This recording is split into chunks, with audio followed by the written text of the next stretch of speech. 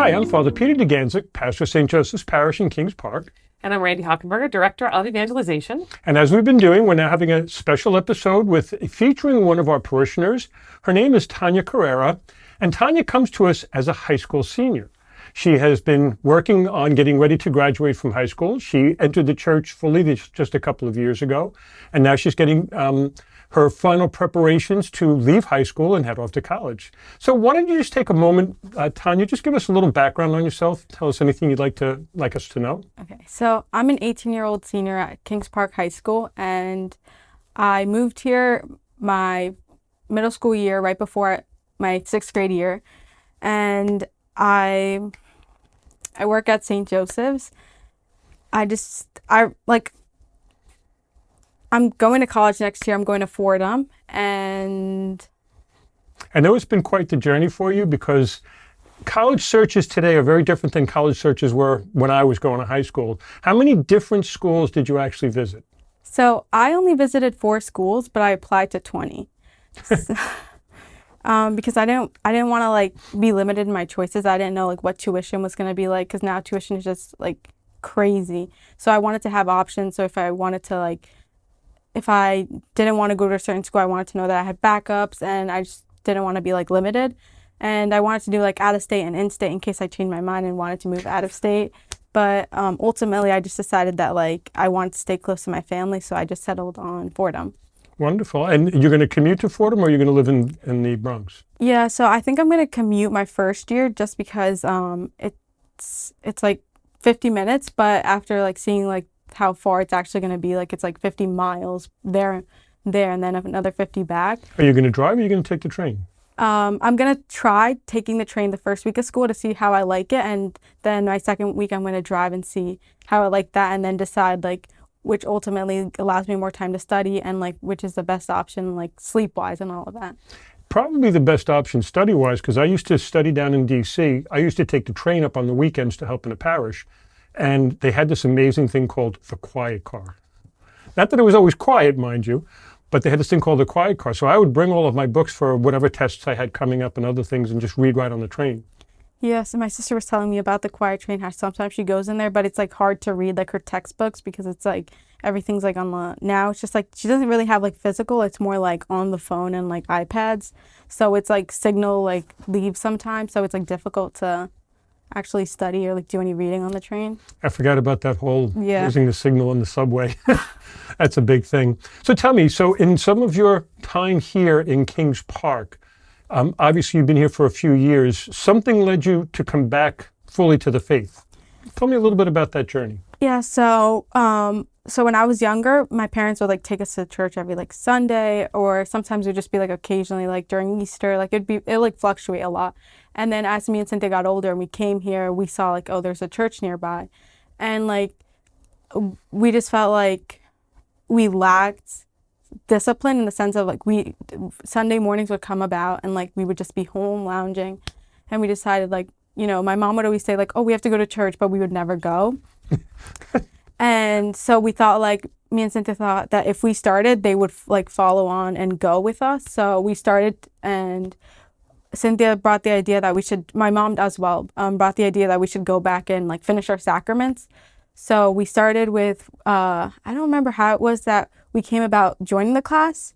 It might have been my mom or Cynthia, and we found out that we were too grown to be in the regular classes. So we did an adult class. So when they said that, I was nervous, and then I was am I going to be in a class full of older people? But then I realized it's just 3 people.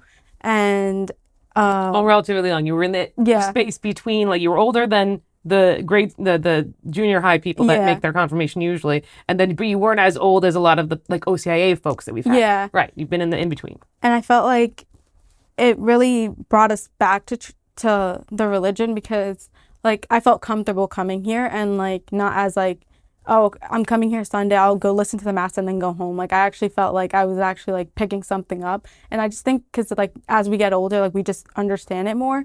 Because when I was younger, I would just go and be oh, is it done already? And so then as I come when I'm older, I just I understand what's going on. So then when my little sisters tell me is it gonna be done? I'm you have to listen. you'll get it once you're older. But ultimately, I just feel like me and my sister felt that something was missing, so we decided to start again and like get back into coming to church. Now, it's been 2 years since you finished your sacrament, yes? Yeah. And you worked pretty much one-on-one with Randy and 2 other people. What was that experience like? It felt very homey because like we didn't really, like at the beginning we did start with the curriculum, but like it was very like, we had a lot of like time, and we kind of made it like our own. Like we didn't really like follow something strictly. Like it was more like our pace. So you just felt like very like you could tell her something and you could talk about something personally. It kind of felt like a therapy session, if that makes sense. And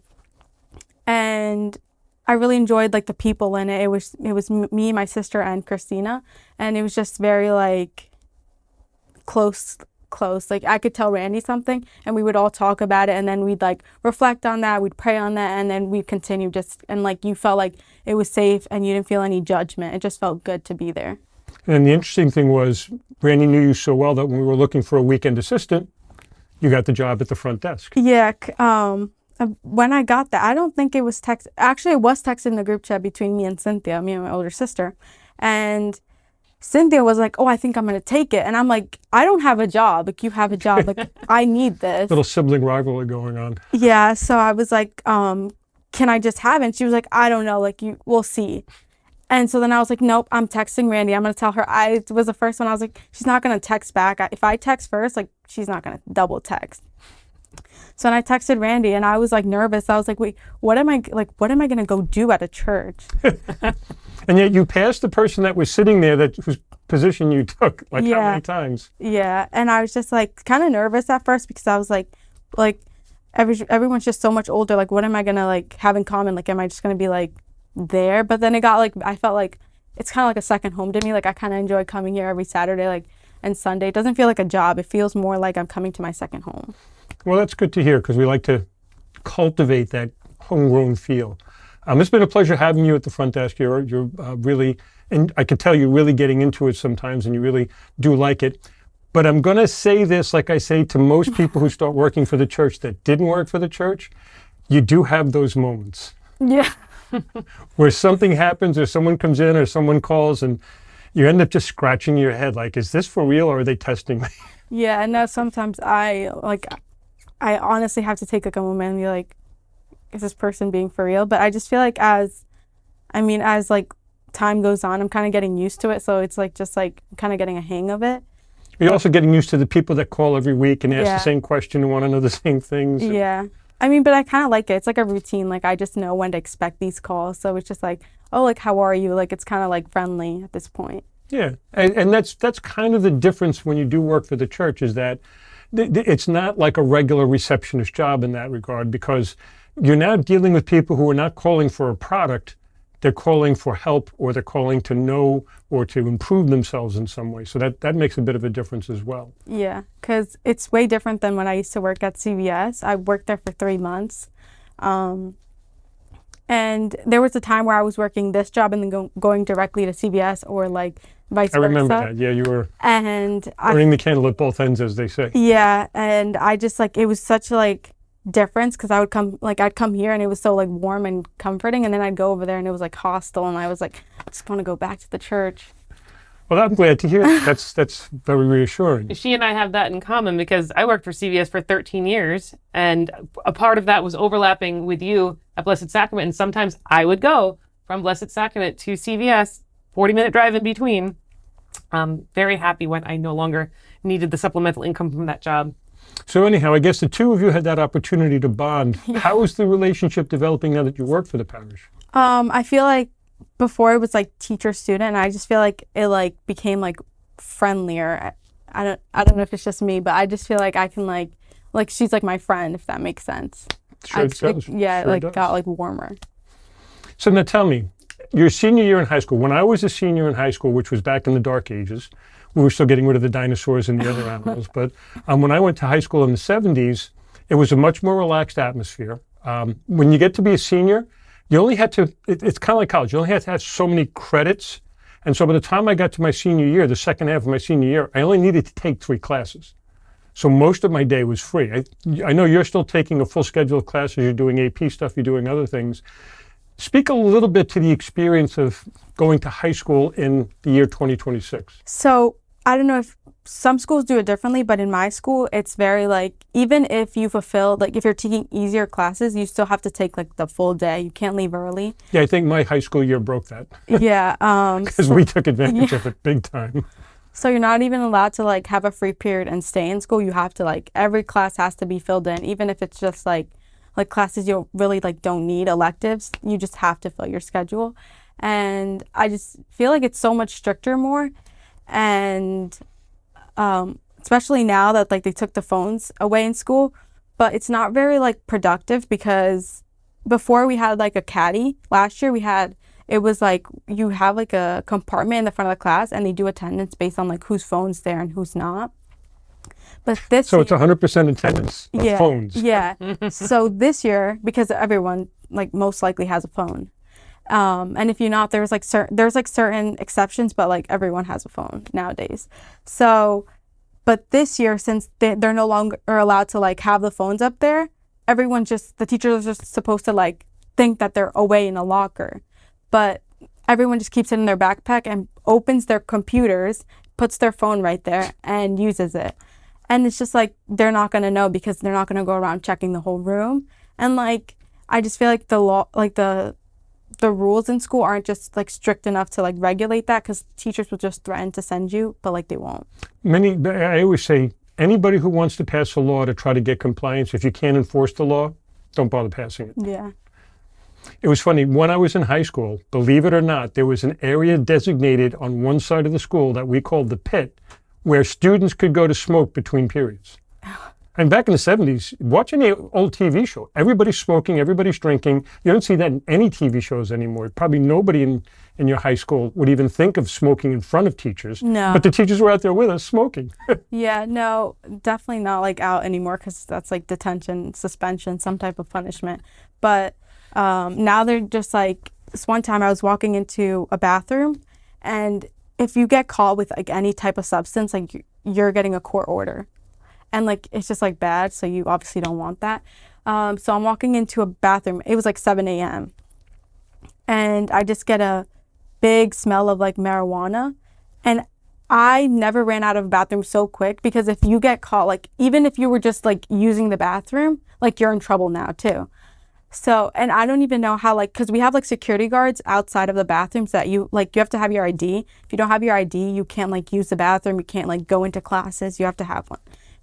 And so if you don't like, so they know who's in the bathroom during these times. So like, and the security guard, I'm just like, can you not smell it? Because like our doors don't close. Like it's just like an open door. Like you walk in and the stalls are there. So it's just like a big woof. Like even before, like as I'm walking in, I could smell it. So I'm just like, are we not checking? But I just feel like now, since I think our schools are trying to be stricter, but the kids are just kind of they're like adapting to it, like just adjusting to whatever like rules they're making. When a sinner wants to sin, they find a way to sin. Yeah. Well, and that does actually, and I don't know if we want to break that open, that conversation today, but like this brings up kind of that broader morality ethic of the culture. So back in the 70s, it was a different sort of ethic. It was a lot more trusted. They just said, okay, if you're 18 years old and you want to smoke, you're old enough to make that decision. Go ahead. Right, and then there'd be a sense of, a different sense of community or whatever. Like there was more Christianity in the culture then. And even when I was in high school 20-something years ago, there was just a certain sense of personal responsibility and accountability that, as we have maybe asked less of young people in terms of that, because we don't want to hamper their free expression or whatever else the reasoning behind it is. What ends up happening is you have to come down with these other sort of structures in place, because the boundaries are always going to be tested as opposed to trusted. One of the things that I say too, it's not always good to turn bad things into illegal things. Yeah. Smoking is a bad thing. It's not good for your health. It's not smart to do it. Smoking marijuana, not a good thing. It's not a good, healthy thing to do, even though it's becoming legalized. turning it into something illegal, though, only keeps you from doing it for fear of being in jail. It doesn't get you to actually understand that it's bad for you to do. So I'm always of the thing from my generation where they wanted us to have the wherewithal to make the right decisions. But at 17 years old, 18 years old, if you gave us the opportunity, we took it. Yeah. Because we just wanted to expand our horizons. And I feel like a lot, like, well, now, these like recent years, it's just, I feel like social media has like a big part in it because it's like you see what everyone else is doing and you don't want to be left out. And especially in my school, like I feel like they have like these parties, and if you're not going to these parties and you're like not drinking, like it's like, oh, like you're weird for that. And they're like, and there's, but I just feel like me and my friends choose just not to like do that because it's just like, not that we like comprehend it any better. Like I just feel like, first of all, my mom would not let me do that, but and rightfully so. I'm with your mom. Yeah, but like you see on social media, you see people posting like these posts, like they have like bottles in their hands that are covered with like a soda can that's like edited on, and then people think, oh, like I'm missing out. People are posting on their stories, and then I just feel like social media has heightened people's like desire to like want to do these things and like follow along. Imagine, if you will, for just a moment, when I was in high school, there weren't even really computers yet. They were just starting to make like the first Commodore computers and other things. No internet, no connectivity, no phones that you could carry around with you. So our high school experience wasn't influenced by that. You brought up social media, and that's been one of those things that I treat as a necessary evil. I really don't like doing a lot of it. I don't do it on my phone. But I'm sure that you have a whole ton of it that you have to deal with. And what impact would that have in your culture, in your world? So I feel like social media plays such a big part because people rely on social media to like, even like for college, a lot of people do like post themselves, and schools will even check like your social medias and all of that. People who play sports, the schools will like check like your sports accounts. And like when you find you're looking for roommates, you have to do that all through social media. And like you have to DM random people to make friends for college. For the old folks out there, a DM is a direct message. You have to direct message. I knew what that was. I'm impressed, right? Yeah. You have to like go out of your way, and not even like you're doing it in person, which I feel like would be better, but you're doing it behind a screen. Like, hey, like, do you want to be roommates? Do you want to meet up? Can we talk about college? Like, you have to put yourself out there, but not like in person. It's just more like if you don't do it online, you're not going to have any friends. Pretty much. It's like you have to go out of your way to like, if you want friends from other schools, if you're using social media, it's like Instagram, you're just adding random people, you're just following them. Snapchat, you're just like adding random people and just texting them just because I don't understand like the purpose of it, but you just like do it. Interesting. But again, that's part of, like when we were younger, we would have certain things that were the thing. That, you know, you had to be part of the in crowd, you had to do this, or you had to do that. Never to this degree where it's people that you won't physically get to know. Yeah. That's a big difference. Yeah, if people like in my grade, if they don't have social media or anything like that, it's like, what, like people question like, are they okay? Like, are they normal? Like, even when it comes to like looking people up, like when you go out and get your roster of like a class or something and I don't know them, because that happens a lot. Like you don't, like our grade is 194 students, yet we don't know each other like well. So like if you're trying to find out who this person is, you just look them up on Instagram, and if you like don't see they have an Instagram, you just assume like, okay, they're a little bit like off. I could see that. I could see that, you know, because again, that is the modus operandi of the young world today. That, you know, they're just buried in social media. Do you think that it has any impact? Like, you have your close friends, the people that you really do actually hang out with physically and see them and talk to them. Does it have any impact in the way you interrelate? Social media? Yeah. I feel that it doesn't. I hardly use my social media. Like occasionally I'll post like my prom pictures. I'll post like random stuff. But it's like I'm not like the type of person to like go out of my way and like use social media. Yes, I'll check people's stories to check what they're doing.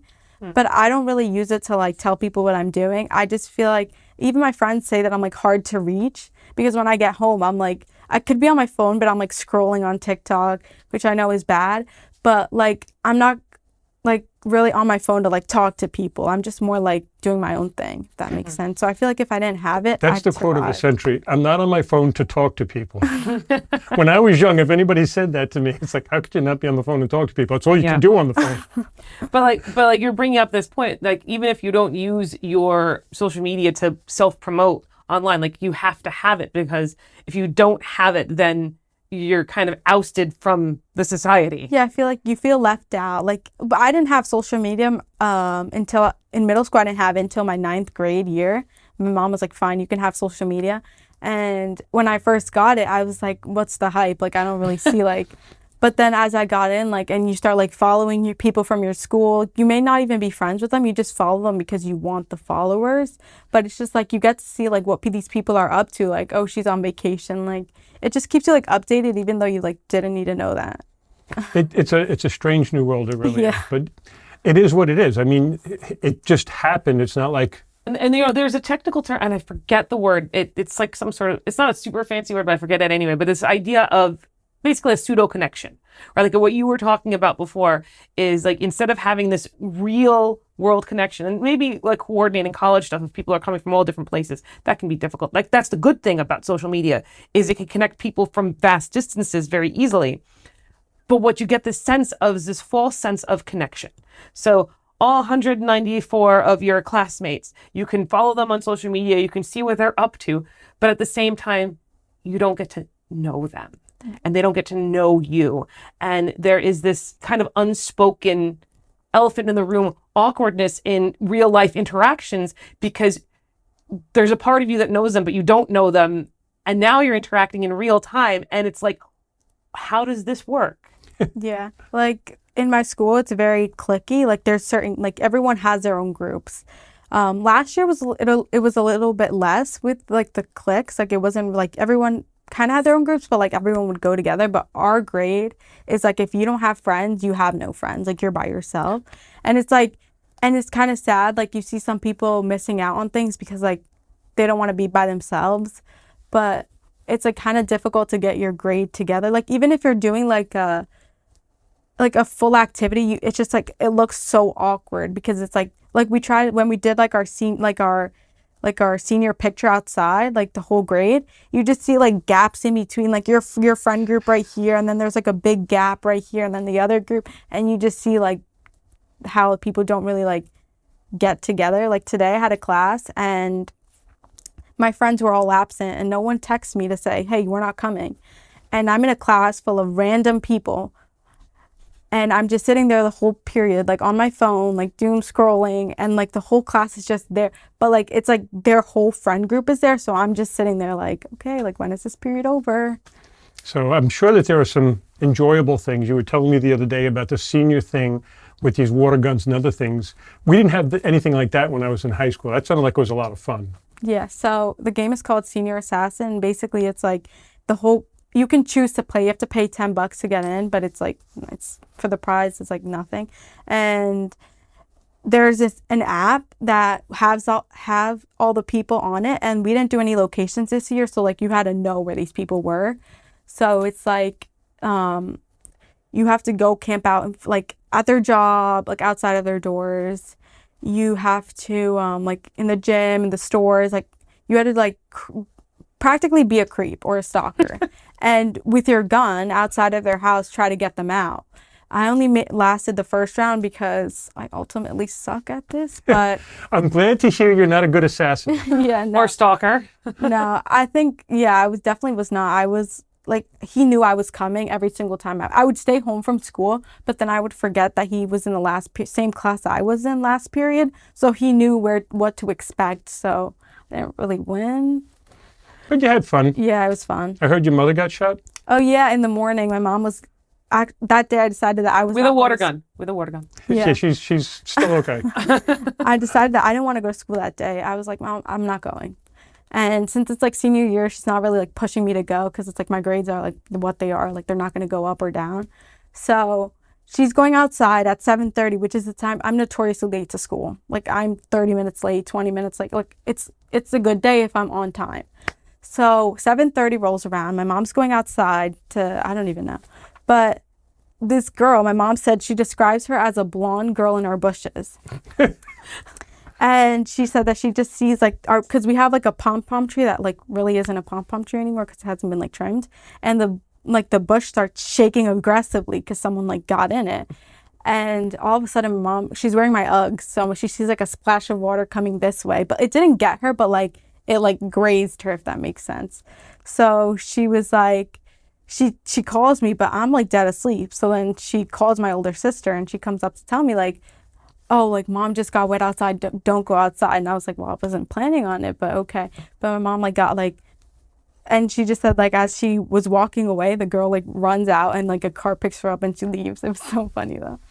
That's it. Yeah, but again, it's just all in good fun. It wasn't meant to be malicious or anything. No. It's all very fun. Like I would come back from school and just, mom, open the garage, I'm coming in. I'd sprint and like, and the thing is like our garage is full, so we couldn't like park in the garage. So I had to like semi-park and then like jump out and like run inside. So it was like you had to be like very like careful. I didn't go out with my friends. Like I was just hoping that I would get out before Saturday and Sunday because I knew like the moment I stepped foot in like this parking lot, like I was done. That's it. Yeah. Wide open. And so how did you ultimately get disqualified? So you have to get your person out or you get disqualified. So I didn't get my person out, so I got disqualified. Okay, but at least you didn't get wet in the process. Yeah. No, you didn't have anything like that. Nothing like that. We had game week when I was in college. As a senior in high school, we had senior cut day. Oh yeah, we have those. But I needed perfect attendance, so I stayed until homeroom, and then I called to get picked up. And if anybody knows me, you're probably thinking, well, that just sounds like Randy. We also had... Actually, that does sound like Randy. We do have senior prank day, and actually, my graduating class was known to be pretty rebellious. So I was really one of the better behaved ones in the class. But yeah, the tamest thing we did was we parked in the faculty's parking area. So the faculty had to park in the senior lot. So that was like my jam. I was like, okay, I can do that. That's like a fun thing. Nobody gets hurt. But like then they did this other thing where they put like tuna fish in the bathroom. That got us all in very big trouble. And a couple of other pranks that I don't remember now. But yeah, my graduating class was very, very, very rebellious and wild. My second assignment, I was at St. Mary's in Manhasset. They have a high school. And the guy who's the dean of discipline expects senior cutout day. It happens every year, and there's a massive number of them that don't show up. You know, they all have the flu or whatever.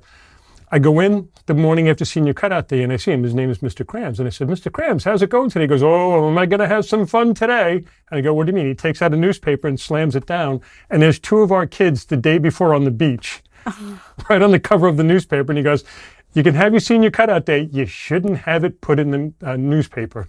Yeah, we have senior cut day, but ours was out. Normally people do like once or twice, like the whole senior year. I think we did like a total of 7 days, and I just feel like it's just an excuse to not be in school. Well, yeah, because at some point, right, if you all go, it gets to a point where there's the threshold. I don't know what the number is, but there's a threshold at which no longer does anybody get punished because you can't punish everybody. So now nobody gets punished. Yeah. And then you can kind of take advantage. Yeah. This past Friday was a cut day, but I had to go because I skipped Thursday. So I can't skip 2 days in a row. So I go to school and I told my friend, like, you have to come. If I'm going to school, you have to come with me because I'm not going by myself. We sat through all 6 periods in silence, not a single other senior. It was just us two. And then last period, I told my mom, I was like, you have to come get me. Like, I can't be here anymore. Just can't take this anymore. Yeah, I can't. God The love silence was killing you. Yeah, no, it really was. Like, I had my phone. Like, we were on our phone because there's 2 people. They're not going to really, like, get off your phone. Like, what are you going to do? Teach us? Like talk to each other like human beings. Yeah, we do talk, but it's just like, I'd rather be on my phone. Gotcha. So, Like every other young person, sure. So another fun fact here is that the other day, Thania got her first car. She had been using her parents' car. Now she has her own car. It's a Tesla. yeah. So we're in the same Tesla family now because I've had a Tesla for quite a few years now. Now you guys have something in common. So now we have our little thing in common. Yeah, my dad was actually telling me, he was like, before he bought the Tesla, he was like, how do I know, like, Teslas are reliable? Like, it's not gonna, I was like, well, Father Peter has one, like, and he says it's amazing. Like, he loves his Tesla. My dad goes, how long has he had it for? I'm like, I don't know, many, many years. And he was like, okay, fine. I just finished my 9th year of driving a Tesla. Do you hear that, Elon? If you're listening, Father Peter will endorse your product. And you know something, Elon? I'm not going to really endorse it right now because you owe me. With his trillions, send me a couple of bucks. Or the church, at least. At least, yes, we'll take that too. But it is a fun car to drive. It's different. Yeah. It takes a little getting used to because it's got the regenerative braking. So, like, if you've never driven a Tesla, as soon as you take your foot off the gas pedal, it just brakes itself because it starts to send energy back to from the motors back to the batteries, and it uses the motors to slow down the car. There have been times I've taken trips like here to my sister's house and not had to touch the brake pedal once. Yeah, I've never touched the brake pedal. There was actually, no, one time I did, and I've only had it for like 2 weeks, I think. And I don't even know why, it just stopped the car because I was driving with my little sister in the back, and a big SUV comes and merges into me, but like I had plenty of space and I was gonna stop the car. So as I go to put my foot on the pedal just like sinks in on its own and like emergency brakes the car. The safety features on the Tesla are incredible. There was one time I'm on the bridge going into the Bronx, and 2 trucks end up on either side of me with almost no space. And the car itself just slowed itself down and let the trucks get past me because it just recognizes the danger. Yeah. You can turn some of those features off, but I don't highly recommend it. No, I like the features. The only thing is I tend to get distracted by like screens or like stuff.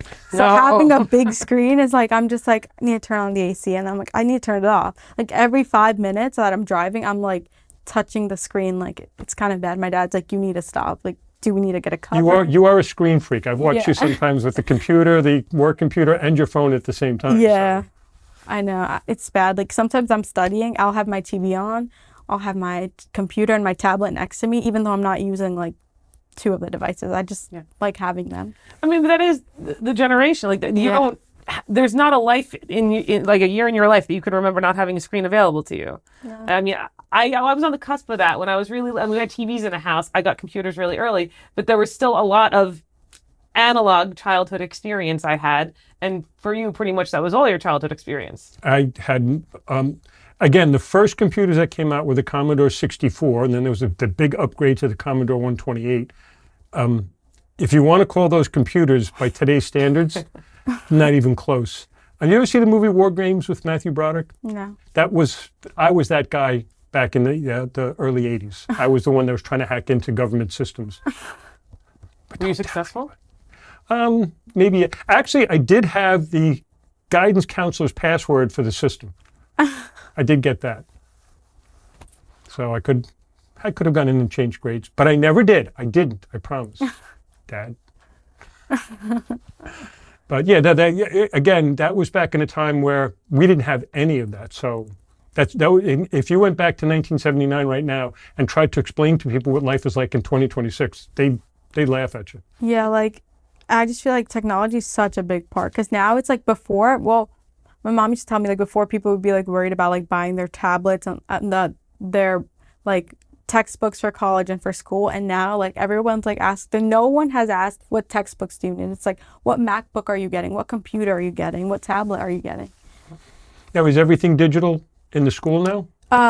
In my school, in the high school, yeah, everything's digital. We use paper like if the teacher feels like it, but like everything like tests, homeworks, most of it's done on computer. So you just like go to the Google Classroom and everything will be on it. So like. So how do they police the use of AI because of it all being digital? So like everything is practically blocked on our computer. So you can't even look up a game and it's blocked, like nothing. Like I've tried going around that, it just doesn't work. Everything's blocked. But that's because I'm not in the school. Yeah. But yeah, there was last year, I think someone like hacked. I don't even know how they did it. Like they probably didn't hack it, but like they figured out a way around it. But I'm just like not that tech savvy. Can't hack a piece of paper. Yeah. Not. But I feel like when it comes to like cheating or using AI, people just use Google because they can't block Google. Like you need Google or like their phones. Now Google brings the AI summaries up. So are you able to get that, or does that not appear? No, it does appear, but like I choose not to use it because it's like sometimes it's very unreliable. So if I'm gonna cheat, I'm gonna use my phone.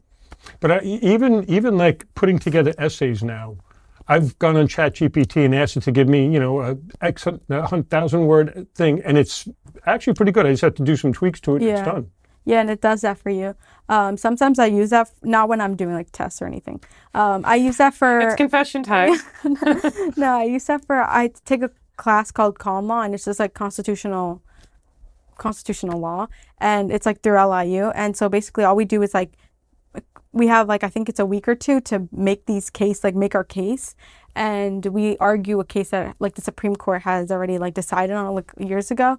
And you have to like make your opening, your closing, your oral argument, and everything like that. So I just have chat like give me a summary, and then I'll just like rewrite it, but like still using chat's like kind of framework. Yeah. I do the same thing sometimes. It just speeds the process up for me a little. Yeah, because sometimes it's like hard to think. I was teaching when I came back from my doctorate in 2009. I was teaching for 2 semesters up at Dunwoody. And even then, I would get papers from somebody and I could tell they didn't write it. It was plagiarized, it was this, it was that. I couldn't imagine what it's going to be like for teachers today to vet that kind of stuff. Is this your original work or not? Yeah, no, they have like, the school pays for like AI things to detect it. But like even now there's like AI humanizers. So you pay a membership and it like take your AI paper and make it and take out like the AI of it. I don't know how that works, but it just like de-AIs it, but it's still AI. It makes it less like data. Yeah. And more like bad data. So even if they run it through like the AI thing, it won't pop up that it's AI, even though it is. It's this brave new world. Yeah. And this goes back to kind of what we were talking about before, where you put a rule in place and it's only a matter of time before somebody tries to find a way of getting around the rule, because in the overarching, there is no universal like moral ethic that's asking, this is not good for us to do, so we shouldn't do it. It's like, if I can do it, I will do it. And if you try to stop me, I'm going to find a way to get it done anyway. Pope Leo just released a document, as we talked about it a couple of weeks ago, on the role of AI. And most of the media misrepresented his thoughts. He wasn't saying that, you've got to turn these servers off and shut the system down and run for the hills and keep your kids. But he tried to put it into this context of the Tower of Babel versus the rebuilding of the walls of Jerusalem. The Tower of Babel was man trying to ascend to God, whereas the rebuilding of the walls of Jerusalem were people coming together to worship God, basically. So there was a communal event. And what he's saying is with stuff like AI and these new technologies that are coming out, we can't dehumanize people. So the power can't be in the hands of the elite few, like the Elon Musks and all these people at the top who are deciding what these things are going to do. He's trying to say, remember the human person in all of this, and don't crush the human person to allow the human person to flourish. AI can take away jobs tomorrow, and that's a big concern, because we've always said that people have a right to be able to support themselves, to feed themselves, to care for themselves. AI have dignity in their work. And have dignity in their work as well. Yeah. I'm sure you didn't read the document because you had to study for your finals, But it does make me wonder, because you're representative of your group of peers, which are in a completely different generation that is inundated with technology. And so you are being formed and educated from within that construct, as opposed to, say, learning about it later in life, or you growing up with it, but as a tool and not as something that's kind of everywhere.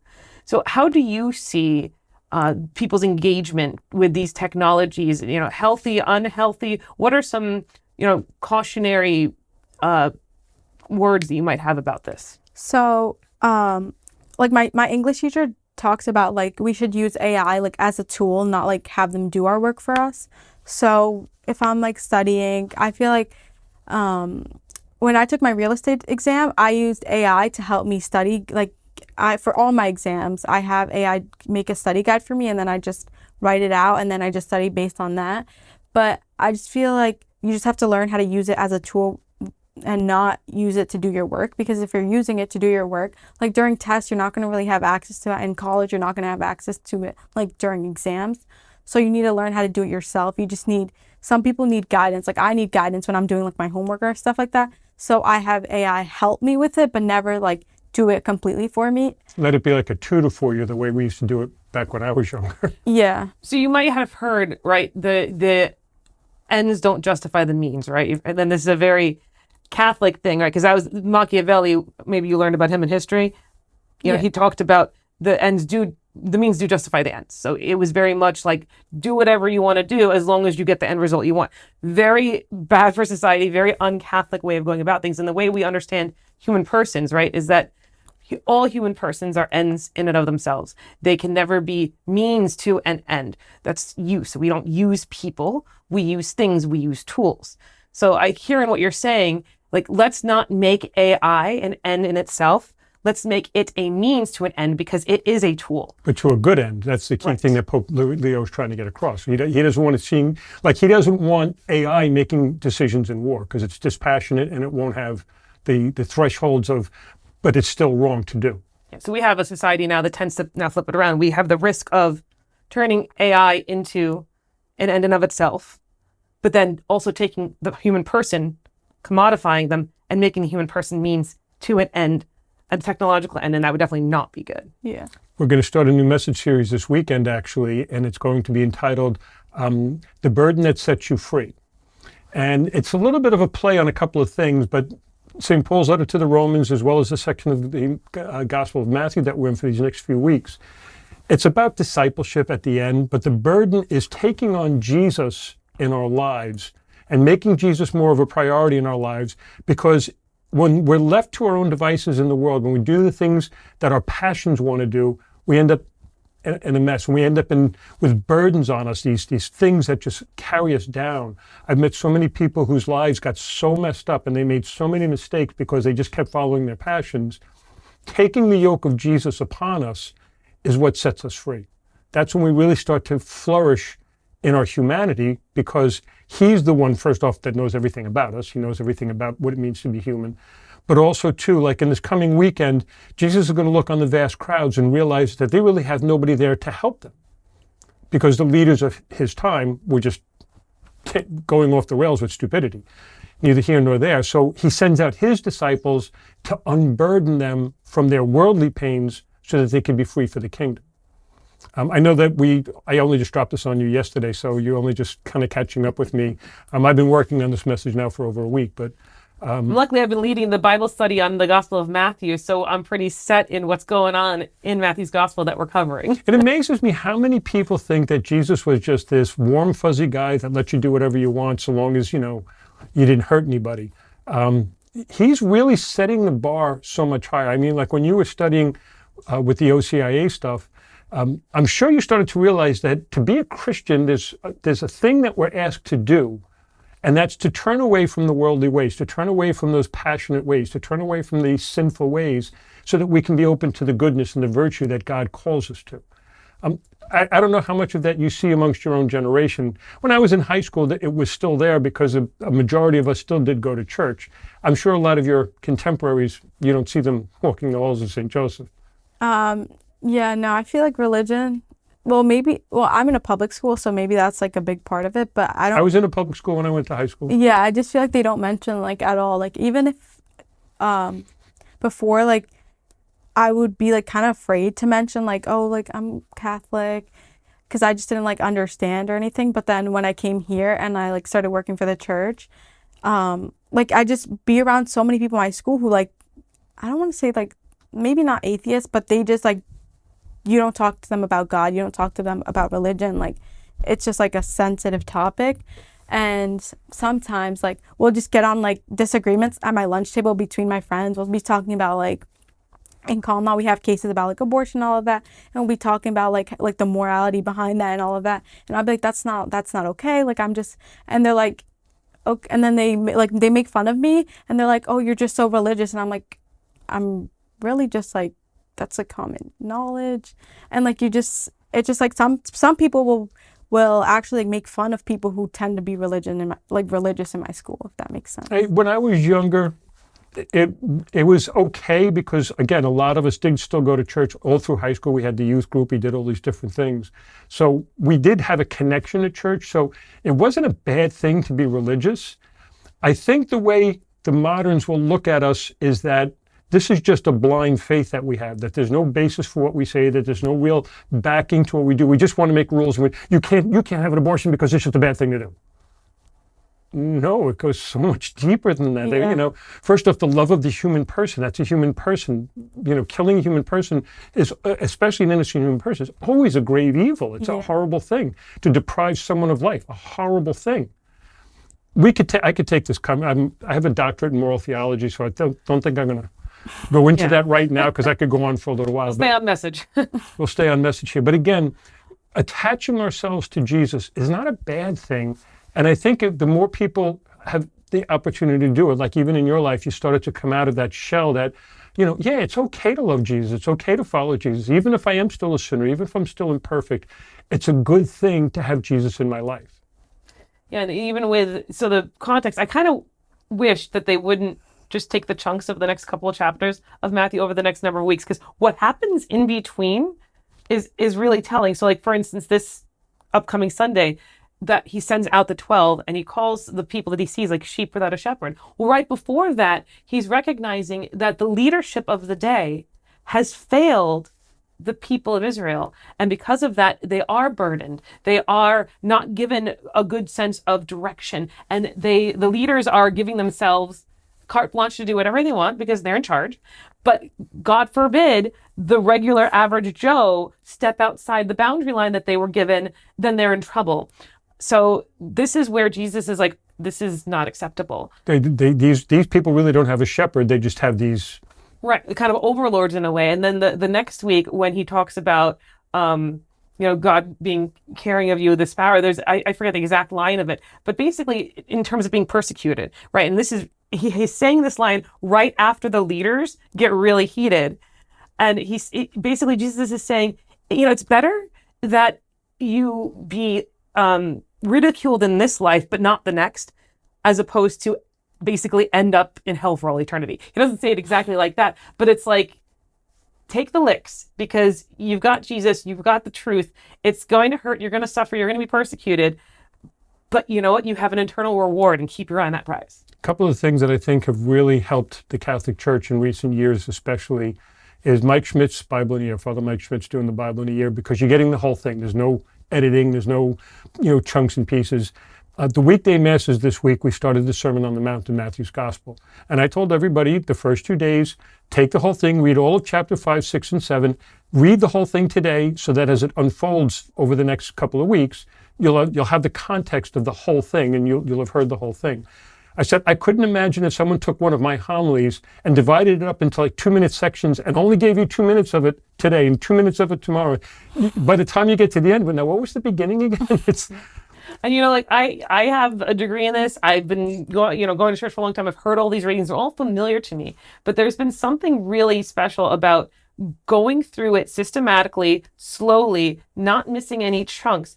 Though people who've been attending the Bible study are getting a lot of enrichment out of it. But even I, as facilitating it, have learned a lot just by engaging with the scriptures in a deeper, more intentional way than the way I've just heard them at Mass. And the other thing I want to emphasize too is there have been some phenomenal biblical scholars in the Catholic Church who have come up, Dr. Brand Petrie among them, who always go back to, no, you've got to read the whole context. Mike Gormley the other day was talking about how he does his thing and he always reads before and he has his coloring and his things and, you know, just a wonderful, wonderful resources that we have today.